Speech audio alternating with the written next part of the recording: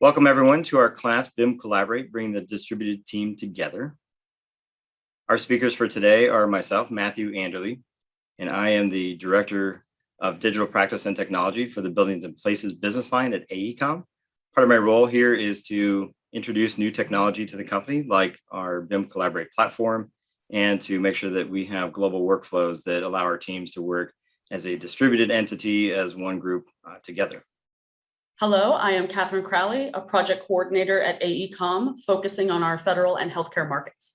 I have served as the document controller for a variety of project sizes.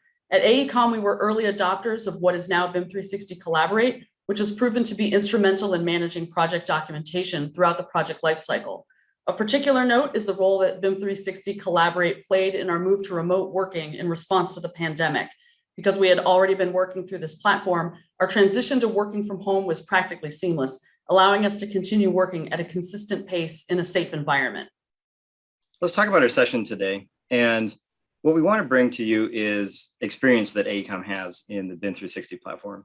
With over 3,200 projects actively running in the cloud, with 35,000 team members who are participating around the world, we find that we have a lot of experience in the learning curves of trying to get our teams into the cloud, what kind of setup and management that entails, and also how we've improved our workflows to approach the cloud platform with the added features it has, and to augment what we do as deliverables, because we have this opportunity to work so closely. And in our session today, we're hoping that you could take away from this a few different learning objectives, one of which is just understanding what BIM Collaborate is and the differences maybe between BIM Collaborate and BIM Collaborate Pro, because there are a couple different variations there. We want to be able to also ensure that the cloud has securities that are built in, and we're going to talk about how you can manage securities for your team. We're also going to talk about the collaboration workflow changes that you might experience from your team moving into a cloud-based platform, and then the opportunities that the cloud provides for us to have a singular truth of source for design information, to do reviews, to do comparisons, and to make sure that we have design consistency throughout the process. And to get us started, we're going to have the conversation about collaboration. I'm going to hand it to Katie. She's going to introduce these topics for us. The topics we will be covering will include an introduction to our sample project, getting started with BIM 360 Collaborate. We will cover managing PDFs, sets, markups, and issues. We will talk a little bit about leveraging metadata and discuss some additional features offered by BIM 360 Collaborate. The project that we modeled this presentation on is a new hospital campus that consists of an approximately 1 million square foot medical facility, including a 200,000 square foot ambulatory care center, as well as a 19,000 square foot regional laundry, a 45,000 square foot central utility plant, and new structured parking for roughly 2,600 cars. Our team was made up of 17 different firms, anchored by a joint venture between 2 AE firms with 15 subcontractors. We created 122 models. The campus contains 12 buildings, and 4 hosting methods were employed as the project evolved, which Matt will discuss a little bit further. The project team is made up of managers, subject matter experts, and designers, each with different levels of experience in various arenas. BIM 360 Collaborate offers intuitive and user-friendly tools that allow everyone on the team to have a full understanding of the project at every stage. The 122 models are organized by campus, building, discipline, subdiscipline, and finally as aggregate models.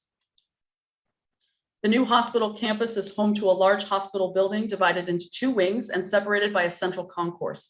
The hospital is flanked by north and south parking garages, a combined central utility plant and laundry facility, a maintenance building, a main guard station, a water tower, and several outbuildings. Katie mentioned we had 4 different hosting methods. When we started this project 12 years ago, BIM 360 didn't exist. And it was important for us to try to leverage the new opportunities for us to collaborate because of our large team and our very distributed team around the country. It evolved from everything beginning with a script with an FTP site, through Teams, through BIM 360 Docs, and finally using the latest of the BIM 360 platform to be able to ensure that we made progress on the project and had deliverables that met the expectations of the client. So a little bit about the BIM 360 Collaborate platform. We talked about there's two different versions, Collaborate Pro and Collaborate. And the major difference between those two is that Collaborate Pro allows you to invoke work sharing between your design models. And that includes both the Revit and our Civil 3D files, and again, our plant files that we have just recently introduced here into the Collaborate platform. There are a lot of similarities between what we used to use as BIM 360 Docs or BIM 360 Design and the new BIM 360 Collaborate. You'll see that there's similarities in the way that we manage our files, the way that we design and collaborate with that design, do model coordination through clash detection and other issuance tracking, and then also the management of these two platforms. We're also going to highlight some of the differences. So we'll see some new aspects of BIM 360 Collaborate that you might not know about, and introduce those to your team. BIM 360 Collaborate offers a number of functions, the most important being that it serves as a common data environment for your distributed teams. The pandemic helped to reveal the value of being able to exchange, store, and work on multiple file types, all from one platform and without needing to work locally or offline. All activities are trackable, and the permissions feature allows project administrators to control who has access to a file and at what level. Not only that, but if a document needs to be rolled back to a previous version, BIM 360 Collaborate provides that capability as well. Let's talk about how to get started. The BIM 360 service is a cloud-based platform that Autodesk provides. It is a fee based on several different models that you might introduce into your company, but it also has within it several different modules that are part of the platform. Each module brings different functionality to your project and has different purposes throughout the design process. What we're going to focus on today are primarily the docs section, design collaboration, model coordination, and talk a little bit about build and the administration site. Each of these are different modules that we found are very helpful in the process of cloud collaboration, and have different scenarios that we would use those for with different sub-functions within each. So we will first discuss member management. To add members to a project, they will each need to have an Autodesk ID. Autodesk IDs are free through a registration process and allow non-Autodesk subscribers to access your BIM 360 Collaborate site. Members are added through the project admin module using their email addresses. From there, a company and roles are assigned. The company and role assignments are typically used to establish folder permissions. Once a folder is created, permissions need to be applied. Permissions are cascaded through the directory tree and cannot be reduced in subfolders. A team member will always receive the highest level of permission granted, either by company, role, or user specific. Permission levels in BIM 360 Collaborate have evolved from those used in BIM 360 Design. This slide illustrates the new level hierarchy. You may notice that there are added permission tiers for publishing markups and uploading content. As project teams continue to pursue additional cloud collaboration opportunities, remember to keep document security at the forefront of your project management strategy.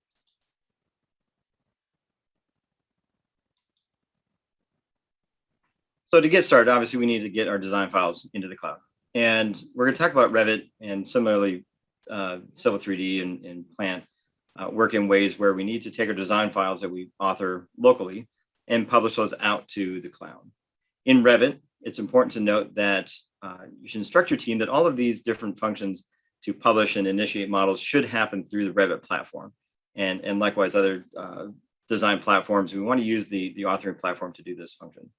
In Revit, you're going to see in the Collaborate tab, there's a Collaborate button. And underneath that button, it's going to give you the opportunity to collaborate a few different ways, one of which will be in BIM 360. As we move through, evolve into these cloud platforms, those will show up in this Collaborate function, and choose the one that your team is using to collaborate and work share your models. It's also important to note that when you publish your models, there are settings that we typically want to apply to ensure that the information that we're going to present on the web is consistent with what your expectations are to use as a web-based platform or out in the field. And under the publish settings, you have that opportunity to select different views, sheets, and 3D organized or 3D formatted content that you want to share out on the website. Choose these settings before going ahead and publishing or creating new publishes of your models so that your teams have that expectation when they receive that information through the web. there are two ways that we can publish models. And one is through the Manage Cloud Models tool, which is also on the Collaborate tab in Revit. Selecting the Manage Cloud Models tool will allow you to pick which project you're publishing from, and then again, selecting which models you want to publish at this time. The other way is through the Revit Recent screen or the home screen that gives you the option to select the BIM 360 project that you're working in the bottom left-hand corner, and then selecting the models that you want to publish. So as you'll see on this screen, there are a list of all the files that are in your project. You have a published status, so I'll tell you which models have been published, are coordinated or synchronized with what is available on the website. And you have the option to select all your models and publish, or choose one of the models with the menu system on the far right to publish a model individually. So once we publish models, that's what brings into the module for team collaboration. Publishing provides us the option to milestone these models as they appear on the web for us. And team collaboration is where we find those milestones on a timeline-based review process. So as you can see, we have different teams divided by the different disciplines.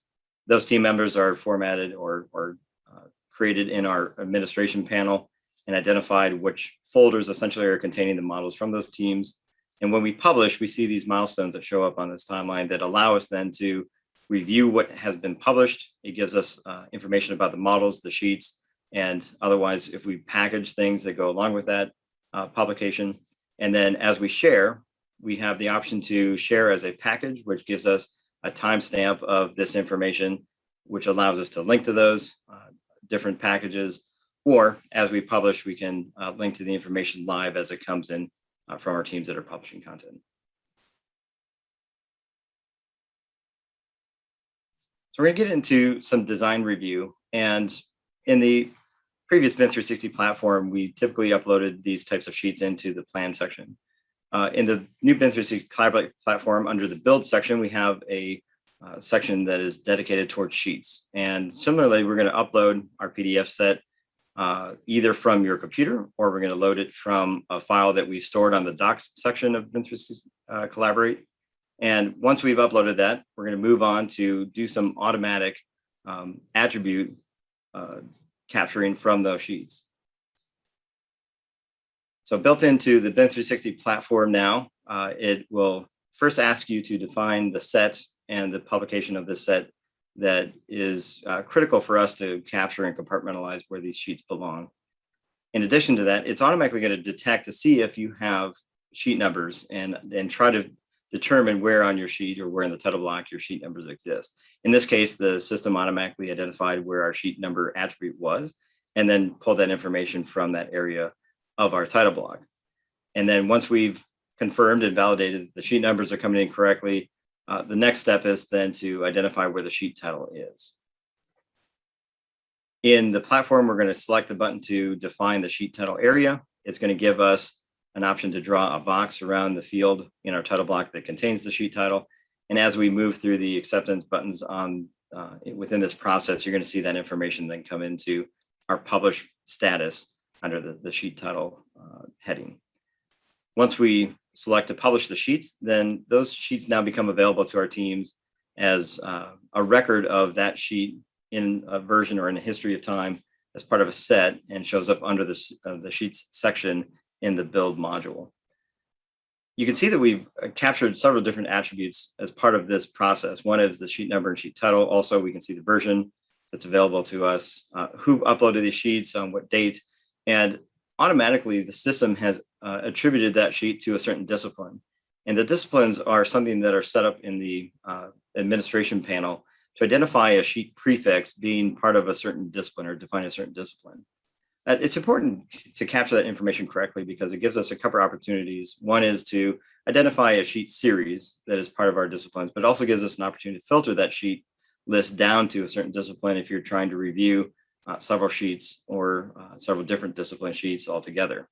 We're going to talk about some other opportunities we have to filter sheets and add additional metadata to our publishing process.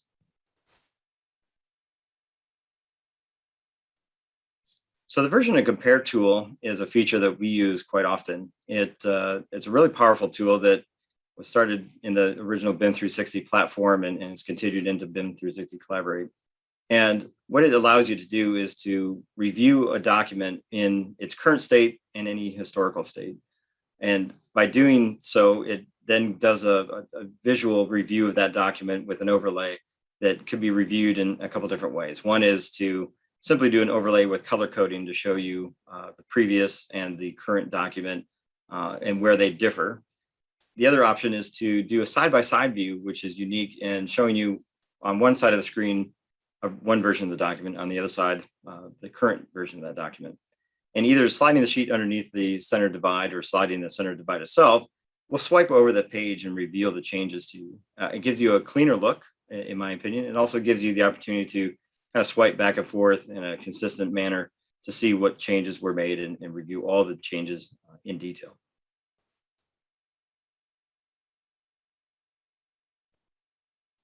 We're going to talk a little bit about markups and issues. And in the markups panel, which is available on the side when you're reviewing sheets in the web-based BIM 360 platform, at any time you can select to mark up a document. And it applies to a variety of different documents, so not just PDFs. We can mark up model views, we can mark up images, we can mark up PDFs and many more. What this provides for us is the standard tools that we would use to identify any design anomalies or attention to a design situation that we need to highlight or change within the team. And using the standard tools to circle things, bubble things, or cloud things, even create callouts or dimension strings on the drawings, we can convey that information, again, in a central repository for the team to review and immediately have access to the notations that we're making anywhere around the world. There's two opportunities to create markups or two settings that we typically follow for markups. One is if you create a markup and you're still editing that document, you can save it as a private markup and not publish that. Once you're done making your markups and this information is ready to share with your team, we'd certainly want to publish that markup, which makes it visible to the rest of the team and records that within the document as the individual who created that markup, the time and date, and what version of that document that markup was created on.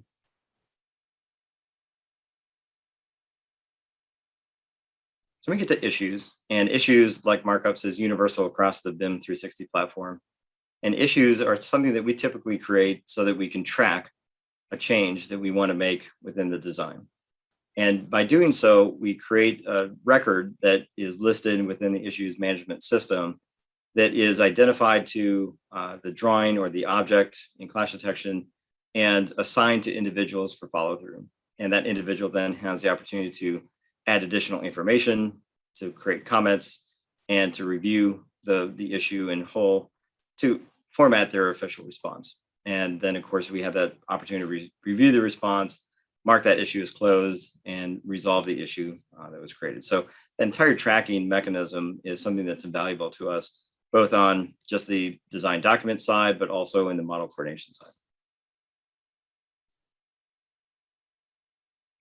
So that brings us to model coordination. And historically, we've done clash detection in several different platforms, one of which Navisworks is probably the most prominent for us.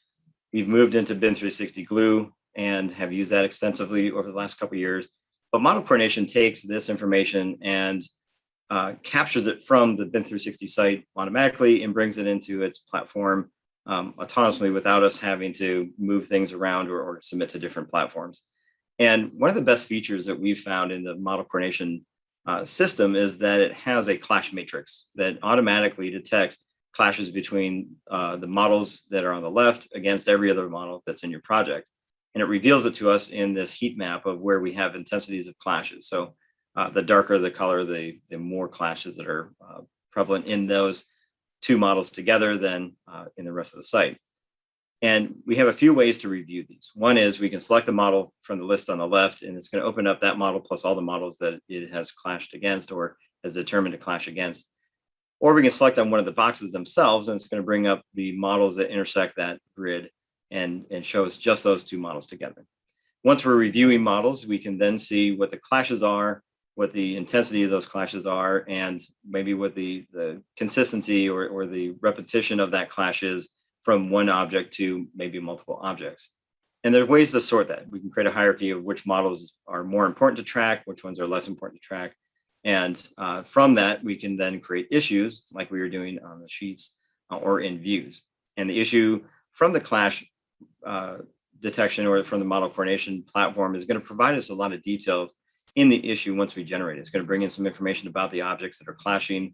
It'll bring in information about the model that we're reviewing, what that information is coming from, and provide us some other details about those objects in the issue when we're trying to track and resolve.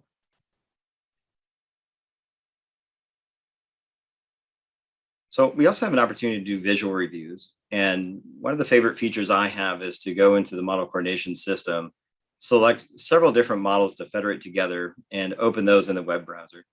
It gives us a very focused look at certain models as they are coordinated in a federated space all through the website. And one of the nicest features that we've invoked is the first person view as you walk through a model and you walk through the geometry to see the design as the design is coordinated with other components of your design. And one of the easiest parts of this is that you don't have to have Revit, you don't have to have any special software on your machines to execute this kind of review process.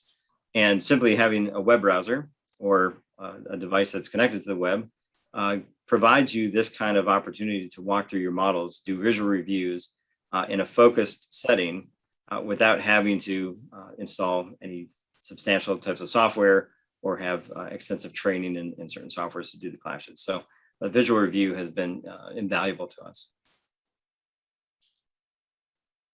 So now we'll talk a little bit about leveraging that metadata. When you publish PDFs, BIM 360 Collaborate automatically identifies callouts with sheet numbers that match other sheets that have been uploaded with the set and creates hyperlinks for them. This feature allows you to navigate through the set using your callouts, assisting in design reviews and page turns. These hyperlinks can also be included in PDF set exports.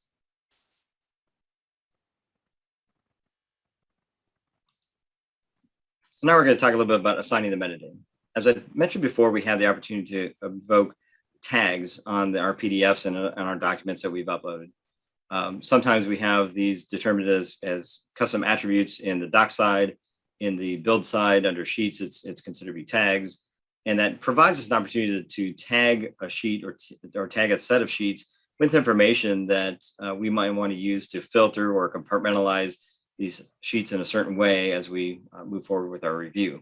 So tags in general work in a way that we add metadata or keywords to those objects, in this case, these PDFs, and allow us to be able to filter or sort or search by those different tags that we add. And tags are added by typing in information and entering that into the tag field for those selected sheets. Could be one or could be the entire set. And we also have the option to then manipulate metadata. And one of the neat new features of BIM 360 Collaborate is to add a rule-based metadata review. And so as we're going through, you can see that we're pulling in information from the sheet titles. We've added a rule to find sheet titles that match a certain scenario, a search string, and we've converted that into a new search or a new string that we are going to populate the sheets with once they enter into the BIM 360 platform. This is a unique tool that allows us to normalize information. So if we have abbreviations that are getting changed in a way, if we're getting information that was even misspelled, we could use this to find things like that and convert them into what appropriately they should be. So another neat feature of the BIM 360 Collaborate is the edit sheet titles with rules and ability to find things and convert the metadata once it gets saved. So we also have an opportunity to look at metadata in the models themselves. And familiar with our Revit users and anybody who's working in asset management or working with the parameter-based models, we're finding that this information is critical, not only for the design aspect, but is becoming very much so part of our deliverables. And so making sure that we have the right information in the model is imperative. In Revit, we had that opportunity, obviously using the properties panel and the type properties panel to review that information. But once we move that to the cloud, we have that same opportunity.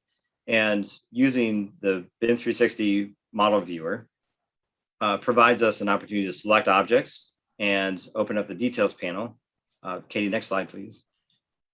To be able to select objects and open up the details panel and look at that same metadata that we're seeing in the Revit design authoring files as we are in the web viewer. So again, we don't need specialized software. We don't need Revit or Revit expertise to go through and review this information. It presents itself on the cloud for us. There are a few nice additional features that BIM 360 Collaborate offers. Within the past few years, Autodesk integrated Office 365 software into BIM 360 Collaborate. That means if you are managing data through an Excel document or have multiple authors writing a narrative, they can edit that data within the BIM 360 Collaborate environment. Edits are saved while working in the document, and a new version is created each time an editing session is closed, which makes it easy to track who has made a change and when the changes were implemented. Multiple users can edit a document at the same time, and versions can be rolled back if necessary. To use the feature, select a Microsoft file and click on the Edit in Browser button. A new window will open and edits can be made. Changes are automatically saved, which is indicated at the top center of the screen. Click the return link at the top left of the screen and you will return to the document's preview page. If you click the BIM 360 link at the top left of the page, you will return to the file list instead of the document's preview page. So one of my favorite features is the Place Me tool. And that's something that we use when we're reviewing Revit models, both in a plan view or a sheet view and the 3D view. And what that allows you to do is to take a little placement icon and put it onto a plan somewhere. And it's automatically going to navigate you through the building to match where your view was placed and where you want to focus on. And it's something that is instrumental in navigating a large project because you can simply find the sheet that you want to review that has the space or has the department that you want to walk through and place yourself into that space, which will then focus your 3D view within that same area that you're trying to focus on.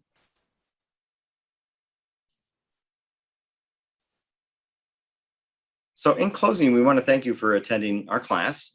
We hope that we've revealed some of the key features of the BIM 360 Collaborate platform, brought to you some experiences that AECOM has had over the years in just features that have helped us in our process and brought forward some of the information that is critical about getting started, managing your team with some securities, and also introducing maybe some design workflow changes for you that has been invaluable for us, of course, throughout our design workflows, but also our construction workflows.